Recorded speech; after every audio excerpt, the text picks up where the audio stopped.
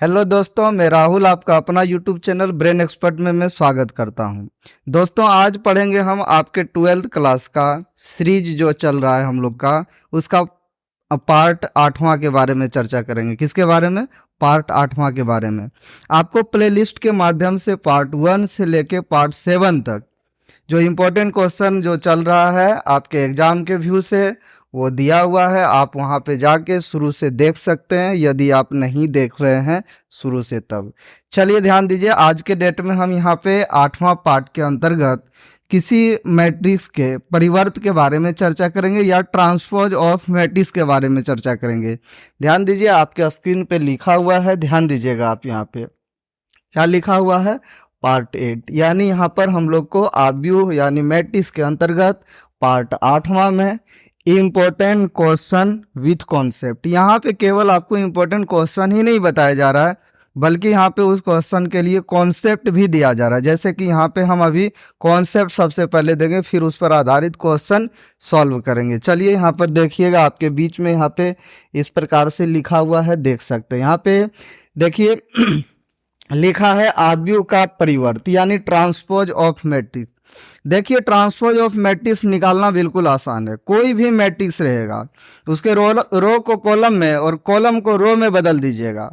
रो को किस में बदल देना है? कॉलम में, या कॉलम को रो में बदल देना है, उसका ट्रांसपोज निकल जाएगा।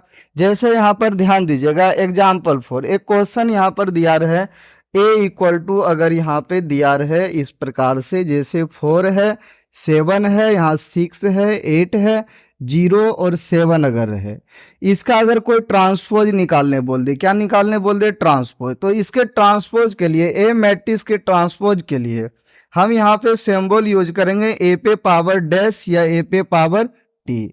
यानी इसको दो सिंबल से हम डिनोट करेंगे, या तो ए पे पावर डैश लिख देंगे या ए पे पावर टी लिख देंगे। देखिए यहाँ पर क्या, इसका ऑर्डर देखिए 1 2 3 है, यहाँ पर बोलिए 3 रो हो गया, और कॉलम की संख्या 2 है तो 3/2 है। लेकिन यहाँ पे जो इसका ट्रांसपोज जो निकलेगा, उसमें रो की संख्या कॉलम की संख्या को बदलाने लगेगा और कॉलम की संख्या रो की संख्या को बदलाने लगेगा। यानी यहाँ पर हम एक काम करेंगे, इस रो को कॉलम में क्रमशः चेंज करेंगे, यानी 4 7 हो जाएगा, आगे 4 7 के बगल में बोलिएगा 6 8 हो जाएगा, फिर इसके बगल में बोलिएगा 0 7 हो जाएगा। यहाँ पे देखिएगा, इसमें रो की संख्या अब 2 हो गया और कॉलम की संख्या यहाँ पे 3 हो गया, यानी 2/3।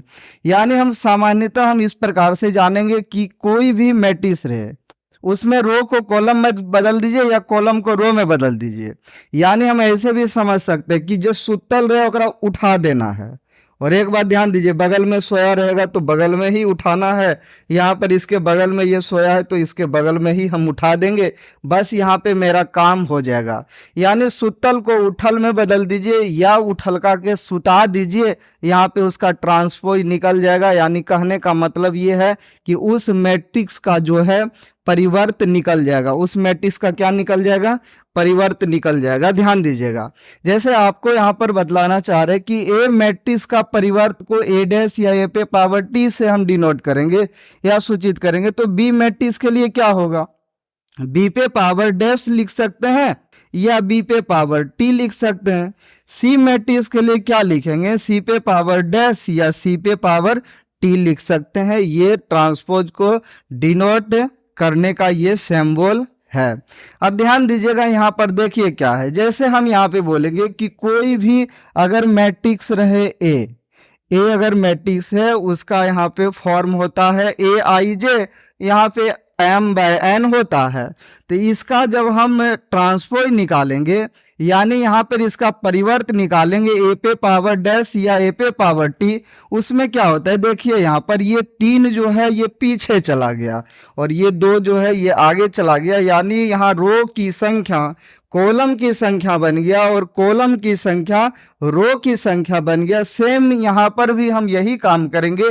यानी यहाँ पे बोलिएगा क्या होगा? n/क्या होगा?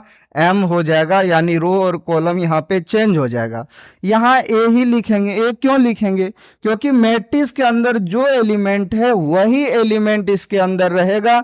यानी यहाँ पे यदि a है तो यहाँ भी a रहेगा। और एक बात हम इससे पहले भी आपको सिखाए थे कि यहाँ पर i जो है वो m के लिए है और j जो है n के लिए है। यहाँ पहले n है तो पहले यहाँ j लिख देंगे और m पीछे है तो यहाँ पर i को क्या करेंगे, पीछे लिख देंगे। यानी यहाँ डेफिनेशन भी अगर हम लिखे तो a इक्वल टू इस मैट्रिक्स का ट्रांसपोज ये होता है, जो कि इस प्रकार से आगे देखिए लिखा है, आप देख के समझ सकते हैं। ध्यान दीजिए यहाँ पर क्या है, देखिए कोई आव्यूह a है जिसमें देखिएगा a equal to a i j m cross n है। अगर इसका ट्रांसपोज हम निकालें तो a पे पावर डैश या a पे पावर t भी हम इसको लिख सकते हैं। इसमें देखिएगा m बाय n के लिए यहाँ पर m बाय n है और यहाँ पर a i j है तो यहाँ पर a j आई हो गया। इसके बाद ध्यान दीजिएगा हम देखेंगे कि कुछ इसमें क्या प्रॉपर्टी लगेगा, क्या गुणधर्म लगेगा जिसको हम यूज कर सकते हैं किसके लिए, ट्रांसपोज ऑफ मैट्रिक्स के लिए। चलिए ध्यान दीजिए यहाँ पे देखिए आपके बीच में लिखा हुआ है, अगला देखिए क्या लिखा हुआ है, देख सकते हैं यहाँ पे गुणधर्म, यानी गुणधर्म को हम क्या बोलेंगे, प्रॉपर्टी बोलेंगे। कुछ प्रॉपर्टी को यूज करेंगे और उसके सहायता से हम क्वेश्चन वगैरह भी सॉल्व करेंगे। उसी पे आधारित क्वेश्चन वगैरह भी आपके बोर्ड एग्जाम में पूछा जाता है।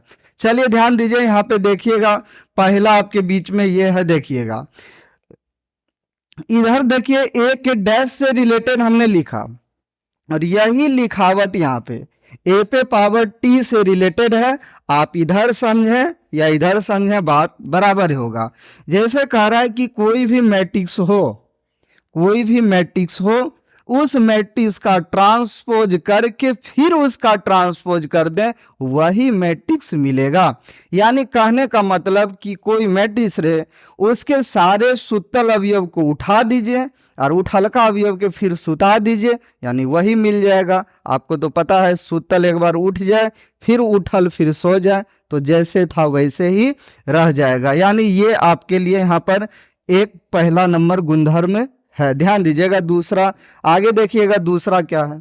दूसरा इस प्रकार से है कि कोई दो मैट्रिक्स रहे, उस मैट्रिक्स में क्या करना है, पहले दोनों मैट्रिक्स को जोड़ लीजिए तब उसका ट्रांसपोज निकालिए और ट्रांसपोज निकाल के तब जोड़िए, दोनों का रिजल्ट बराबर ही होगा।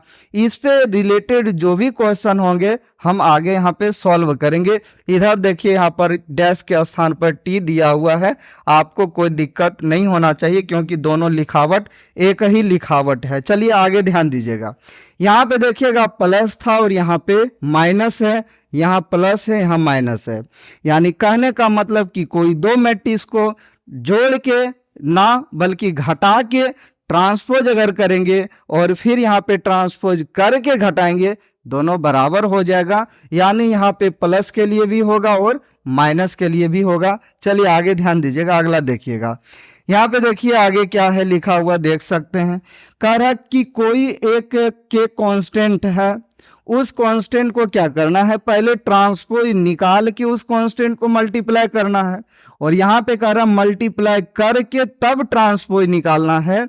दोनों राइट साइड और लेफ्ट साइड समान ही होगा, यहाँ पे टी के फॉर्म में लिखा हुआ है। चलिए आगे ध्यान दीजिए, यहाँ पर देख सकते हैं यहाँ पे दो मैट्रिक्स लिया गया है।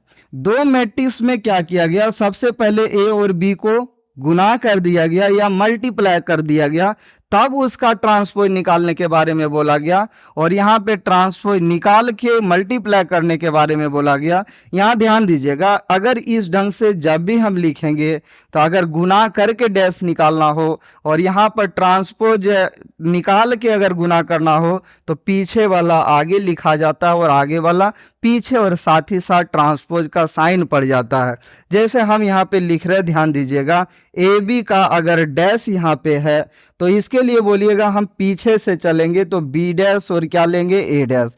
इसी के लिए अगर कोई स्टूडेंट ए डैश और बी डैश अगर लिखता है तो वो इसके लिए क्या होगा, गलत होगा। इस पे आधारित कुछ क्वेश्चन भी होंगे जो हम यहाँ पे करेंगे, आपके एग्जाम के व्यू से काफ़ी इंपॉर्टेंट होता है। चलिए हम यहाँ पे अगर लिख दें आपके बीच में ए सी का होल डैश तो क्या बोलिएगा, आप बोलिएगा sir C dash A dash हो जाएगा।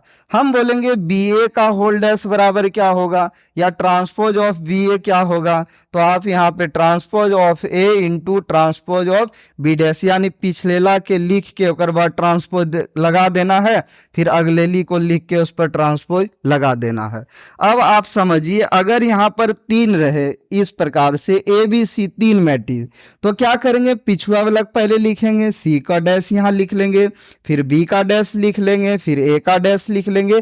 इस प्रकार से हम लोग को लिखना है, ये ऑब्जेक्टिव के रूप में भी पूछा जाता है।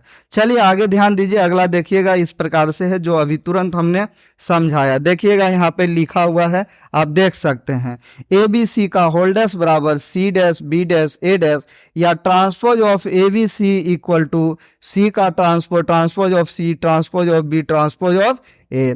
यानी ये सब प्रॉपर्टी काफी इंपॉर्टेंट है, इससे रिलेटेड क्वेश्चन हमारे एग्जाम यानी बोर्ड एग्जाम में पूछा जाता है। चलिए आगे ध्यान दीजिएगा, यहाँ पे देखिएगा, पहला क्वेश्चन आपके बीच में इस प्रकार से है, आप देख सकते हैं यहाँ पर। देखिए पहला क्वेश्चन क्या लिखा हुआ है, कह रहा परिवर्त निकालें यदि ए दिया है, यहाँ पर मैट्रिक्स इसका परिवर्त निकालना है। आपको पता है यहाँ पर ये है 2/3 कोटि का, इसका परिवर्त जो होगा 3/2 कोटि का, और इसमें सूतल को उठा देना है, यानी 1 2 3 इस प्रकार से लिखेंगे, 4 5 6 इसके बगल में लिखेंगे, यही यहाँ पर हो जाएगा ए का डैश, यही ट्रांसपोज निकल जाएगा, जो कि देखिए इस प्रकार से लिखा हुआ है, देख सकते हैं। गिवन या दिया है ए इक्वल टू यहाँ पे दिया हुआ है। आप लोग एग्जाम में जब भी यहाँ पे क्वेश्चन आए तो इसी ढंग से सॉल्व कीजिएगा। ये क्वेश्चन अगर ऑब्जेक्टिव में पूछा जाएगा तो 1 नंबर का पूछा जाएगा, और सब्जेक्टिव में पूछा जाएगा तो 2 मार्क्स का पूछा जाएगा, ये आपको पता होना चाहिए। चलिए ध्यान दीजिए, आगे देखिए लिखा हुआ, नाउ ट्रांसपोज ऑफ ए, या ए का परिवर्त जिसको ए डैश बोलेंगे, इस सूतल को बोलिए उठा दिया गया, बगलवा में सूतल है तो बगलवे में उठा दिया गया। इसका ऑर्डर अगर 2/3 है तो इसका ऑर्डर 3/2 मिला। चलिए आगे ध्यान दीजिए, अगला क्वेश्चन देखिए आपके बीच में इस प्रकार से है, देख सकते हैं। यहाँ पर देखिए ए इक्वल टू दिया है तो सिद्ध करना है। अभी तुरंत हमने ये प्रॉपर्टी के बारे में आपको समझाया कि कोई भी मैट्रिक्स का ट्रांसपोज निकालेंगे तो वही मैट्रिक्स हमको फिर से पुनः मिल जाएगा। चलिए ध्यान दीजिएगा, सूतल के उठा देना है, ट्रांसपोज निकल जाएगा। गिवन या दिया है ए इक्वल टू दिया हुआ है। फिर आगे देखिए, सबसे पहले यहाँ पर ब्रैकेट के अंदर वाला ए डैश निकालेंगे, जिसमें सूतल को उठा दिए, बगलवा में सूतल है बगलवे में उठा दिए, आपको पता चल गया होगा। अब ध्यान दीजिएगा, यहाँ पे हम लोग को क्या करना है। अब देखिए अगला यहाँ पर इस प्रकार से है, ए डैश का डैश, यानी फिर से यहाँ पर इसका अगर डैश निकाला गया तो फिर अब की सूतल का को उठाए, बगल में सूतल है बगल में उठेगा, फिर बगलवा में सूतल है बगलवे में उठेगा। और यहाँ पर हम इस प्रकार से बोल सकते हैं कि ये जो दिया हुआ है यहाँ पर ये किसके बराबर है, ए के बराबर है, यानी ए डैश का होल डैश इक्वल टू क्या होगा, ए होगा। यानी यहाँ पे LHS और RHS दोनों आपस में बराबर हो जाएगा। इस प्रकार से देखिए यहाँ पर क्या लिखेंगे, क्लियरली यहाँ पर बोलिए ए डैश का होल डैश जो कि किसके बराबर आ गया, ए के बराबर आ गया। इस प्रकार का क्वेश्चन जब भी आपके एग्जाम में पूछा जाएगा तो वो यहाँ पे और सब्जेक्टिव के माध्यम से पूछा जाएगा, आपको या तो फिर ऑब्जेक्टिव के रूप में पूछा जाएगा। इस प्रकार से जैसे यहाँ पर दे देगा आपको ए डैश का होल डैश बराबर दे दिया व्हाट, और 4 ऑप्शन आपको दे दिया। पहला ऑप्शन यहाँ पे दे दिया ए इक्वल टू यहाँ पर दे दिया इस प्रकार से ए इनवर्स दे दिया, या फिर दूसरा यहाँ पर दे दिया इस प्रकार से, या इतना बराबर डायरेक्ट दे दिया आपको ए दे दिया, या फिर माइनस ए दे दिया, या फिर बोल दिया तीसरा नंबर माइनस ए यहाँ पर डैश बोल दिया, या चौथा नंबर बोल दिया नन ऑफ दीज। इस प्रकार से आप यहाँ पर टिक आउट कर सकते हैं। चलिए इस क्वेश्चन को बनाएंगे, ध्यान दीजिएगा। यहाँ पे देखिए ए इक्वल टू दिया है, ए और ट्रांसपोज ऑफ ए को क्या करना है, मल्टीप्लाई करना है। आप ही बताइएगा, यहाँ पर जिसका वैल्यू हमको फाइंड आउट करना होता है उन सभी का वैल्यू यहाँ पर हम लोग को जानना जरूरी है। सबसे पहले जैसे यहाँ पर ध्यान दीजिएगा, ए डैश हमको चाहिए, तो यहाँ पर बोलिए ए का भी वैल्यू चाहिए, ए डैश चाहिए, तो इसके सहायता से ए डैश पहले निकालेंगे, फिर हम यहाँ पर जो निकालना होगा उसको लिखेंगे। आगे देखिए इस प्रकार से लिखा है, देख सकते हैं, गिवन या दिया है ए इक्वल इक्वल टू ये दिया हुआ है। फिर आगे देखिए यहाँ पर क्या होगा, इस प्रकार से देखिए लिखा है ए डैश, यानी इसमें सूतल को उठा दिया गया है, बगल में सूतल है तो बगल में उठा गया। अब बोलिएगा ए का वैल्यू और ए डैश का वैल्यू हमको पता है, तो ये हम फाइंड आउट कर सकते हैं। आगे देखिएगा यहाँ पे इस प्रकार से लिखा है, देख सकते हैं नाउ, यानी अब ए डैश यानी ए का वैल्यू है और ये ए डैश का वैल्यू है। इसके बाद बताइए यहाँ पर क्या किया गया, यहाँ सुतले सुतल और उठले उठल बोलिए गुना किया गया, इसको इसके साथ, यानी बताइएगा 1 को 1 के साथ, फिर 1 को 1 के साथ, इस प्रकार से लिख लिया गया। फिर बोलिएगा फर्स्ट को यहाँ पर बोलिएगा सेकेंड के साथ, 1 को x के साथ, फिर 1 को y के साथ, यहाँ x प्लस वाई हो गया। यहाँ बोलिएगा फिर फर्स्ट को थर्ड के साथ, बोलिए 1 को x स्क्वायर के साथ, 1 को y स्क्वायर के साथ, यानी x स्क्वायर y स्क्वायर हो गया। अब सेकेंड को बोलिए फर्स्ट के साथ, यानी x को 1 के साथ, फिर बोलिएगा y को 1 के साथ, यानी यहाँ पर x प्लस वाई मिल गया। फिर आगे बोलिए सेकेंड को सेकेंड के साथ, यानी x को x के साथ, y को y के साथ, x स्क्वायर y स्क्वायर मिल गया। फिर सेकेंड को थर्ड के साथ, x को बोलिएगा x स्क्वायर के साथ, फिर y को y स्क्वायर के साथ, x क्यू y क्यू यहाँ पे मिल गया। फिर अब बोलिए फिर फर्स्ट और सेकेंड यहाँ पे मल्टीप्लाई कर लिया, थर्ड मानेगा नहीं मानेगा, यानी वो भी मल्टीप्लाई करेगा थर्ड को फर्स्ट के साथ, यानी एक्स स्क्वायर को 1 के साथ एक्स स्क्वायर, वाई स्क्वायर को 1 के साथ वाई स्क्वायर, इन दोनों को जोड़ देंगे। फिर बोलिएगा थर्ड को सेकेंड के साथ, अब बोलिएगा यहाँ क्या होगा, एक्स स्क्वायर को एक्स के साथ एक्स क्यू हो जाएगा, वाई स्क्वायर को वाई के साथ वाई क्यू हो जाएगा। फिर आगे बोलिएगा यहाँ पे थर्ड को थर्ड के साथ, बोलिएगा यहाँ एक्स स्क्वायर को एक्स स्क्वायर के साथ एक्स पे पावर 4, वाई स्क्वायर को वाई स्क्वायर के साथ वाई पे पावर 4, और यही आपका हो गया करेक्ट आंसर। चलिए यहाँ पर ध्यान दीजिए, आगे देखिए, अगला देखिए इस प्रकार से है, यदि a इक्वल टू यहाँ पर दिया है, b इक्वल टू दिया है, तो हम लोग को क्या करना है, सिद्ध करना है a प्लस बी का whole dash equal to a dash plus b dash. देखिए इसमें हम लोग को करना क्या है, लेफ्ट में पहले इन दोनों मैट्रिक्स को ऐड करना है, फिर उसका ट्रांसपोज निकालना है, और यहाँ पर राइट साइड क्या करना है, ट्रांसपोज निकाल के उन दोनों को क्या करना है, ऐड कर देना है। चलिए यहाँ पे ध्यान दीजिए, देखिए इस प्रकार से लिखा है, इसका सॉल्यूशन देख सकते हैं, यहाँ पर लिखा है गिवन या दिया है, ए और बी का वैल्यू यहाँ पे दिया गया है। अब देखिएगा यहाँ पे आगे क्या करना है, लिखेंगे यहाँ now we have to prove that, या अब हमें सिद्ध करना है, जो सिद्ध करना है वो हमने यहाँ पे लिख लिया।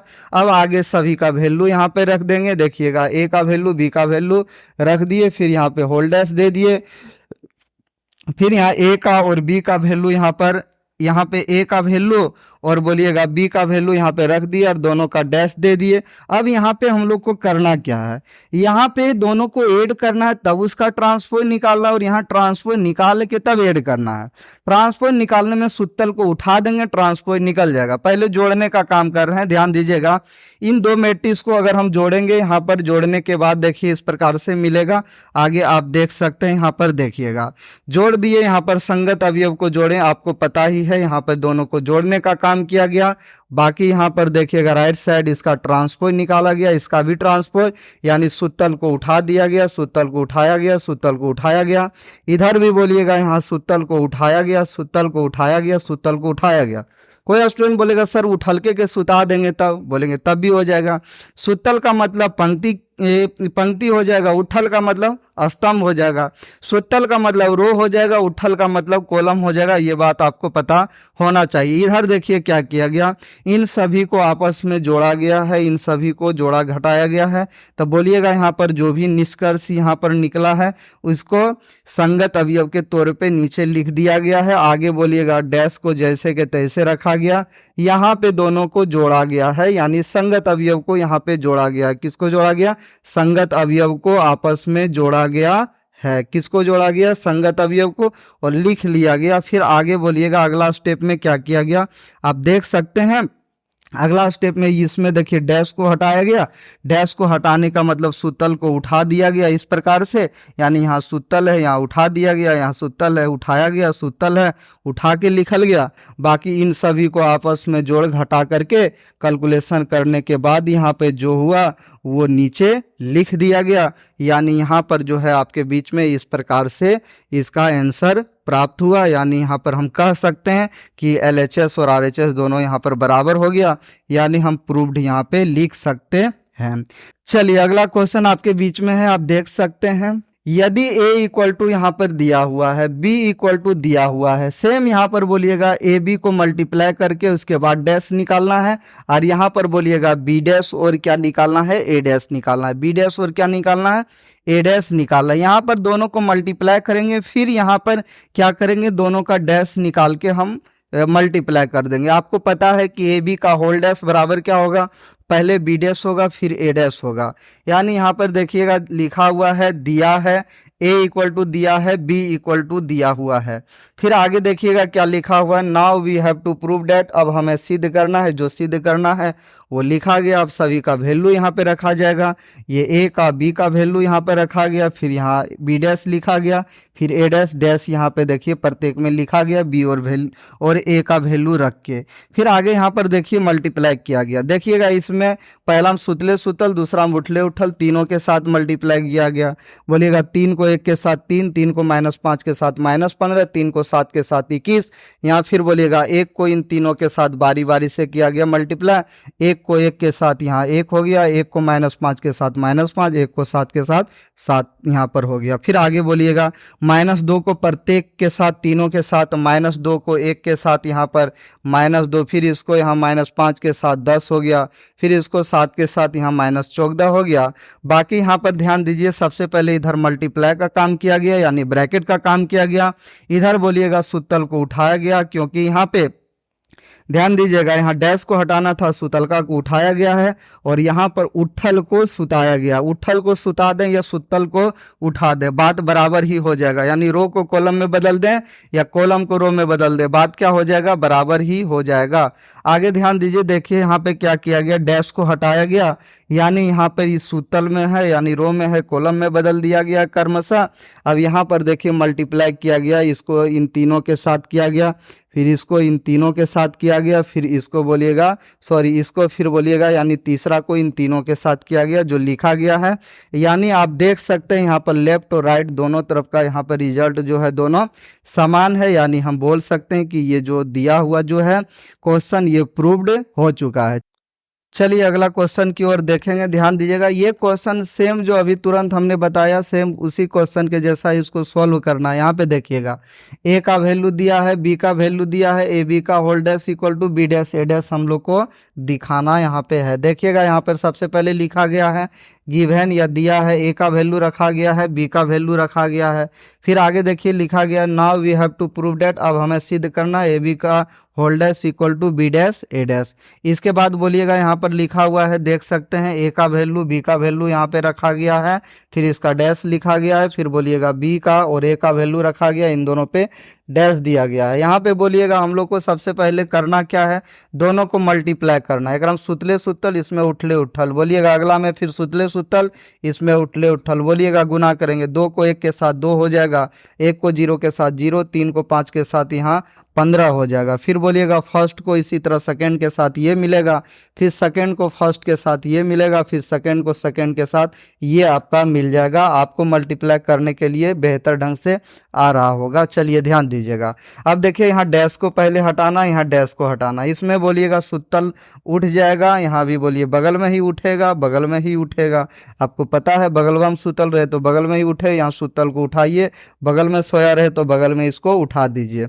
अगला स्टेप में हम लोग यहाँ पर क्या करेंगे, इसमें जोड़ घटा करके लिखेंगे जो भी होगा, और इसमें हम लोग को क्या करना है, मल्टीप्लाई करना है। इसमें डैश को अभी नहीं हटाना है, इन सभी को कैलकुलेट करके यहाँ पे लिखा गया। यहाँ पर देखिए इसके लिए 0 लिखा गया, इसके लिए 4 लिखा गया, इसके लिए -2 लिखा गया है। चलिए आगे ध्यान दीजिएगा, यहाँ पर देखिए इसमें सुतले सुतल उठले उठल ये आपका मिल गया। फिर बोलिए पहला में सुतले सुतल, दूसरा में उठले उठल ये आपका मिल गया। फिर बोलिए फर्स्ट जब दोनों के साथ किया था सेकंड भी दोनों के साथ करेगा, ये इसके साथ आपकी ये मिल गया। फिर बोलिएगा ये इसके साथ आपकी ये मिल गया। आगे बोलिएगा यहाँ पर क्या करना है, इसमें डैश को हटाना है, उसमें दोनों को आपस में जोड़ने घटाने का काम करना है। बोलिए इस प्रकार से यहाँ पर देखिए सुतल यहाँ पे उठ गया, सुतल बगल में उठ गया। इसमें बोलिएगा इन सभी को आपस में जोड़ने घटाने के बाद जो निकला वो यहाँ पर लिखा गया। यानी इस प्रकार से हम कह सकते हैं कि LHS और RHS दोनों यहाँ पर बराबर हुआ, यानी यहाँ पर दोनों प्रूव्ड हो गया। चलिए इस प्रकार से ध्यान दीजिएगा। आज का जो है क्लास यानी पार्ट 8 आज यहीं हम समाप्त करेंगे।